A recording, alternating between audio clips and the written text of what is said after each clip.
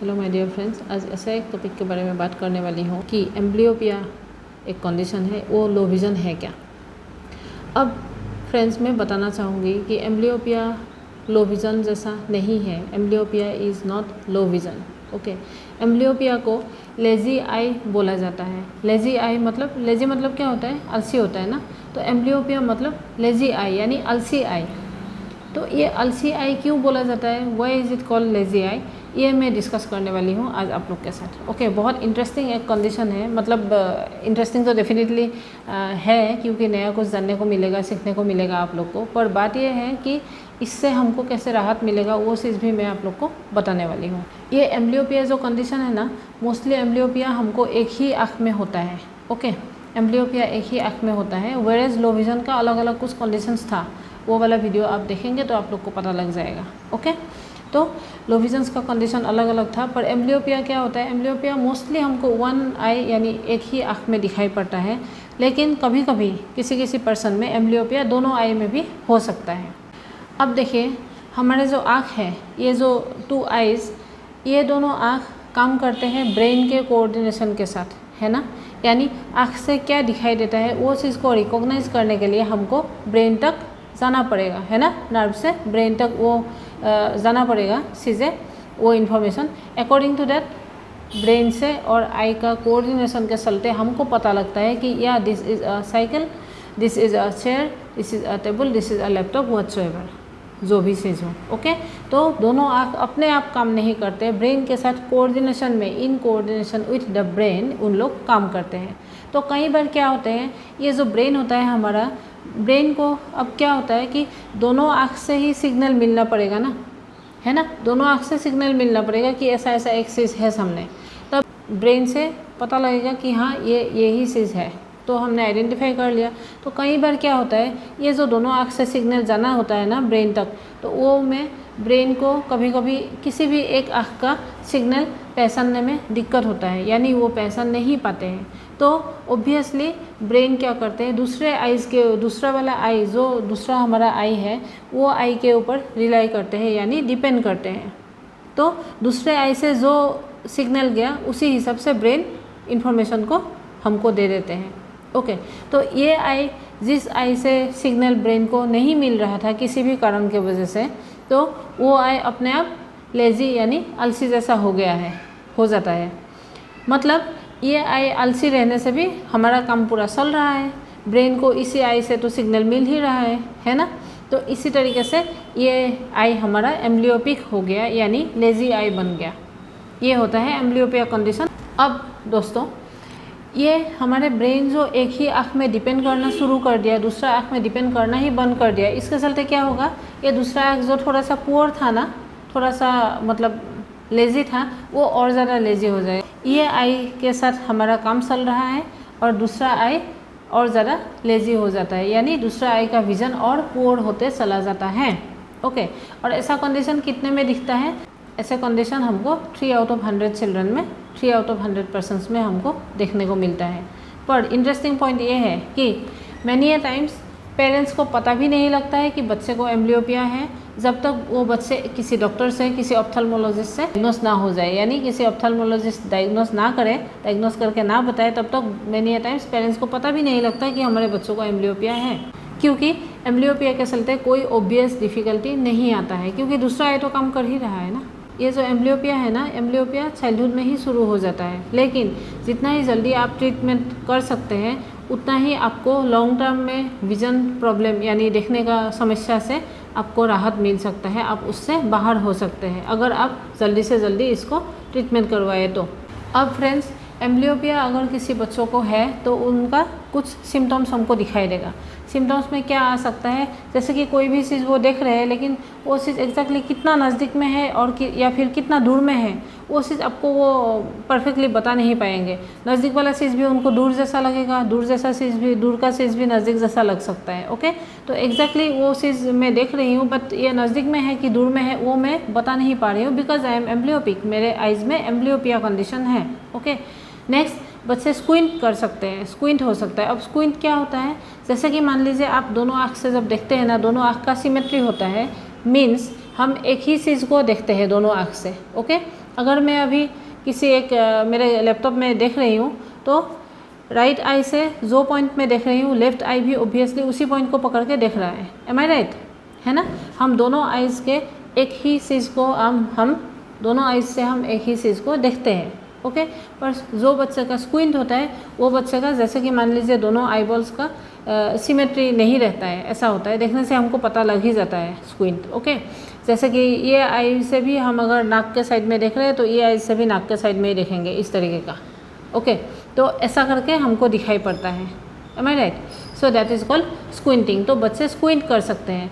और tilting their head, मतलब एक तरफ अपने हेड को ऐसे झुका सकते हैं, मतलब किसी एक आई में प्रॉब्लम है, दिखता नहीं है अच्छे से, या मतलब एम्ब्लियोपिक है, तो दूसरे आई से वो अच्छे से दिखता है, तो उसी हिसाब से कंफर्टेबल जैसे होता है उसी हिसाब से वो अपना हेड को ऐसे बेंड करके भी रखना पसंद कर सकते हैं। ओके, मान लीजिए कि वो अपना हेड को ऐसे बेंड करके ही रखता है। ओके, जैसे उसको कंफर्टेबल लगे मतलब देखने में। या फिर एक आँख बंद करके भी रख सकते हैं, जो आँख से अच्छे से देखते नहीं है या पता नहीं लगता है, दैट मीन्स ब्रेन ने जो आँख को छोड़ दिया डिपेंड करना, ब्रेन ने जिस आँख के ऊपर भरोसा करना छोड़ दिया।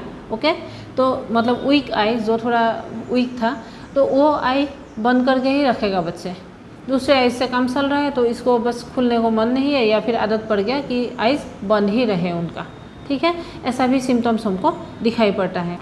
हमें ये भी जानना ज़रूरी है कि कैसे बच्चे एम्ब्लियोपिया होने के रिस्क में होते हैं, मतलब किस तरीके के बच्चों को एम्ब्लियोपिया हो सकता है। जैसे कि मान लीजिए प्रीमेच्योर बेबीज़, अगर फुल टर्म से पहले ही बच्चे का जन्म हो गया तो उसी केस में बच्चों का एम्ब्लियोपिया हो सकता है इन लेटर लाइफ। या फिर जन्म के टाइम में बच्चों का एक हिसाब का साइज़ होता है ना, कि इतने साइज़ का एक बच्चे का जन्म हुआ है, तो हिसाब का जो एवरेज साइज़ हो सकता है या होना चाहिए, उससे छोटा साइज़ का अगर बेबी हो जाए जन्म, तो वो बेबी एट रिस्क होते हैं कि उनको बाद में एम्ब्लियोपिया डेवलप कर सकता है। या फिर कोई बच्चों में हम देखते हैं डेवलपमेंटल डिसेबिलिटीज़ होते हैं। डेवलपमेंटल डिसेबिलिटीज़ वो होते हैं फ्रेंड्स कि मान लीजिए कि एक पर्टिकुलर एज में हमें खड़ा होना चाहिए, एक पर्टिकुलर एज में हमें दौड़ना चाहिए, दौड़ना शुरू करना चाहिए, किसी एक पर्टिकुलर एज में हम बोलना शुरू कर देते हैं, है ना। ओके, तो ये जो चीज़ है सभी चीज़ एक ही दिन में डेवलप नहीं होता है, हर एक चीज़ का कुछ एज होते हैं। तो वो प्रॉपर एज में वो चीज़ अगर बच्चों में डेवलप नहीं हुआ यानी डिले हो गया, ओके, तो उसी के चलते बच्चों का कुछ डिसेबिलिटीज़ शुरू हो जाते हैं। Those are called developmental disabilities. अभी कोई बच्चों का अगर डेवलपमेंटल डिसेबिलिटीज़ है तो ऐसे बच्चे भी एट रिस्क होता है। ओके, ऐसे बच्चों को भी एम्ब्लियोपिया हो सकता है। या फिर फैमिली हिस्ट्री में अगर ऐसा कंडीशन किसी को है, मान लीजिए किसी को एम्ब्लियोपिया था या चाइल्डहुड कैटरेक्ट था, मतलब छोटे उम्र में जो कैटरेक्ट लगता है आइज़ में, तो ऐसा कुछ था, या कोई भी अलग तरीके का आइज़ का डिफ़िकल्टीज था, आँख का प्रॉब्लम्स था, तो क्या होगा, ये बच्चों को एम्ब्लियोपिया होने का चांसेस होता है, ये फैमिली हिस्ट्री की वजह से। फ्रेंड्स, बहुत सारे कंडीशंस होते हैं जिनका प्रॉपर कॉजेस हमको पता लगता है, जैसे कि इंटेलेक्चुअल डिसेबिलिटीज़ क्यों होता है, हियरिंग इम्पेयरमेंट क्यों होता है, क्यों, वाई मीन्स कॉजेस। ओके, तो ये सब कॉजेस हमें पता लगता है, पर एम्ब्लियोपिया क्यों होता है बोलने से proper diagnosed cause, okay, proper cause हमको आज तक पता नहीं लग रहा है। फिर भी बोला जाता है कि कोई भी कंडीशन अगर हमारे दृष्टि को, विज़न को प्रॉब्लम पहुंचाते हैं, कोई भी कंडीशन, कोई भी बीमारी, कोई भी सिम्टम अगर प्रॉब्लम पहुंचाता है हमारे दृष्टि को, हमारे विज़न को, उसी के चलते एम्ब्लियोपिया शुरू हो सकता है। बिकॉज हमारे ब्रेन क्या करेंगे, जो आई में प्रॉब्लम शुरू हो रहा है ना, वो आई को छोड़ के, वो आई के ऊपर डिपेंड ना करके, अच्छा वाला आई जो है हमारा बेटर आई, वो बेटर आई के ऊपर डिपेंड करना शुरू कर देगा। ओके, तो इसी के चलते एम्ब्लियोपिया हो सकता है बोल के बोला जाता है। पर प्रॉपर कॉजेस एग्जैक्टली क्या है कॉज, ये चीज़ अब तक पता नहीं लगा है। अब फ्रेंड्स, ये जो एम्ब्लियोपिया है इसका ट्रीटमेंट किस तरीके से किया जाता है, 2 स्टेप का ट्रीटमेंट होता है। फर्स्ट स्टेप में क्या आता है कि अगर कोई कंडीशन है, जो कंडीशन के चलते आपका विजन को प्रॉब्लम हो रहा है, वो कंडीशन को पहले ट्रीट किया जाता है, उसका ट्रीटमेंट पहले होता है। ऐसा ट्रीटमेंट में क्या आता है, हम जानते हैं कि कभी कभी सर्जरी हो सकता है, या कभी कभी हमको ग्लास दिया जाता है, स्पेक्टेकल्स दिया जाता है, चश्मा। ओके, तो हो गया फर्स्ट स्टेप। सेकेंड स्टेप में क्या किया जाता है कि हम अपने ब्रेन को ट्रेनिंग देते हैं कि आप जो वीकर आई है, ओके, सिर्फ बेटर आई में डिपेंड ना करो। वीकर आई जो है, थोड़ा दुबला जो आई है, विज़न थोड़ा कम है उसमें भी डिपेंड करो। ये ट्रेनिंग हम ब्रेन को देते हैं। अब कैसे देंगे, हम कैसे देंगे ट्रेनिंग कि जो हमारा बेटर आई है वो बेटर आई में जो अच्छा आई है, अच्छे से दिखते हैं, वो आई में थोड़ा हम पैच बन के रखेंगे, कुछ पत्ती बन के रखते हैं वो आई में, सो दैट दूसरा आई का विज़न को ही ब्रेन को मिलेगा। दूसरा आई का जो विज़न है उसी विज़न से जो इन्फॉर्मेशन जाता है वही इन्फॉर्मेशन ब्रेन तक जाएगा। ये आई तो मेरा बन रखा है, पैच लगा हुआ है ना, तो क्या होगा, ब्रेन को अपने आप से ये वाला आई का जो विज़न है उसी के ऊपर, उसी इन्फॉर्मेशन के ऊपर डिपेंड करना पड़ता है। तो ब्रेन अपने आप से, ब्रेन को ट्रेनिंग मिल जाता है कि ये आइज़ का जो विज़न है उसी के ऊपर डिपेंड करना। और ये ब्रेन को ट्रेन करने वाले काम को और अलग तरीके से भी किया जा सकता है। वो है क्या कि कुछ ही दिनों के लिए, ओके, कुछ ही दिनों के लिए, जब तक ये आदत ना पड़े तब तक कुछ ही दिनों के लिए कुछ एक माइल्ड सा आई ड्रॉप बेटर आई, जो मेरा अच्छा आँख है, अच्छा विज़न है, उसी आँख में डाला जाता है। डालने से क्या होगा, टेम्पोररीली मेरा बेटर आई का विज़न ब्लर हो जाएगा। तो जब बेटर आई का विज़न ब्लर हो गया तो क्या करे, ब्रेन ऑब्वियसली जो मेरा वीकर आई था पहले, उसी आई का जो विज़न से जो इन्फॉर्मेशन ब्रेन तक जाएगा उसी इन्फॉर्मेशन के ऊपर ही मेरा ब्रेन डिपेंड करेगा। ओके, तो क्या होगा, इसी आई का भी ये जो कंडीशन है जिसको हम एम्ब्लियोपिया बोल रहे हैं इतनी देर, ये कंडीशन काफ़ी सुधार में आ जाता है। तो इसी तरीके से हम 2 स्टेप ट्रीटमेंट एम्ब्लियोपिया का करते हैं। अब डियर फ्रेंड्स, सबसे ज़रूरी बात यह है कि एम्ब्लियोपिया लो विज़न होता है कि नहीं होता है। अब बात यह है कि अगर विज़न के डिफ़िकल्टी में, ओके, देखने में आपको प्रॉब्लम है, वो प्रॉब्लम में अगर सिर्फ एम्ब्लियोपिया है तो आपको लो विज़न के कैटेगरी में नहीं सुना जाएगा। ठीक है, सिर्फ एम्ब्लियोपिया है, बाकी कोई विज़न का कंडीशन आपका नहीं है, सब ठीक ठाक है, तो ओनली एम्ब्लियोपिया अगर है तो आपको लो विज़न बोल के नहीं बोलते हैं कि आपका लो विज़न है, ऐसे नहीं बोलते हैं, लो विज़न नहीं है। Okay, amblyopia is different from low vision, ये कन्फ्यूज़न नहीं रखिएगा। Okay, it is totally different from low vision, it is not same.